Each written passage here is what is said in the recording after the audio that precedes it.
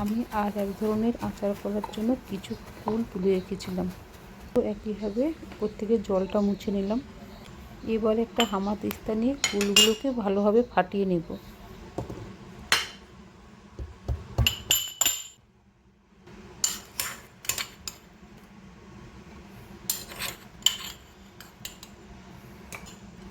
ভেতর থেকে ফুলের দানাগুলোকে বের করে নেব। এবার কাঁচা লঙ্কা নিয়ে ভালো করে পিষে নেব।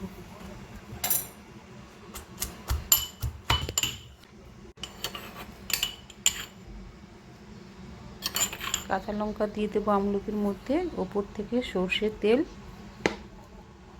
আর বিট লবণ দিয়ে ভালো করে মাখিয়ে নেব।